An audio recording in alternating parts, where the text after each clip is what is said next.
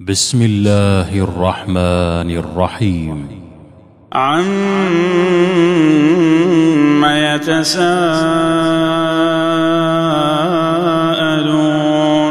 عن النبأ العظيم الذي هم فيه مختلفون كلا سيعلمون ثم كلا سيعلمون ألم نجعل الأرض مهادا والجبال أوتادا وخلقناكم أزواجا وجعلنا نومكم سباتا وجعلنا الليل لباسا وجعلنا النهار معاشا وبنينا فوقكم سبعا شدادا وجعلنا سراجا وهاجا وأنزلنا من المعصرات ماء ثجاجا لنخرج به حبا ونباتا وجنات ألفافا إن يوم الفصل كان ميقاتا يوم ينفخ في الصور فتأتون أفواجا وفتحت السماء فكانت أبوابا وسيرت الجبال فكانت سرابا إن جهنم كانت مرصادا للطاغين مآبا لابثين فيها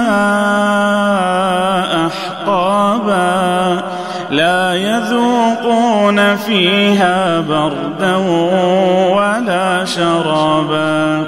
إلا حميما وغساقا جزاء وفاقا إنهم كانوا لا يرجون حسابا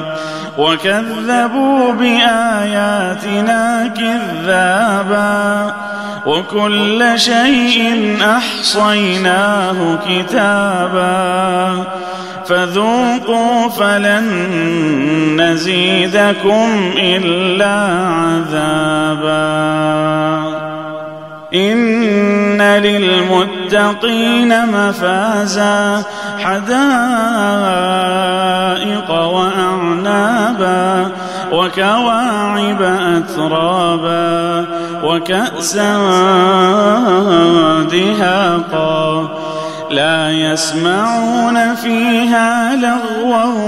ولا كذابا جزاء من ربك عطاء حسابا رب السماوات والأرض وما بينهما الرحمن لا يملكون منه خطابا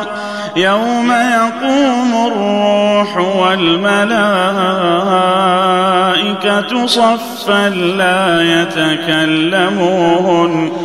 لا يتكلمون إلا من أذن له الرحمن وقال صوابا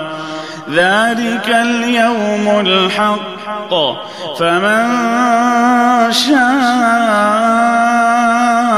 اتخذ إلى ربه مآبا إنا أنذرناكم عذابا قريبا يوم ينظر المرء ما قدمت يداه ويقول الكافر يا ليتني كنت ترابا.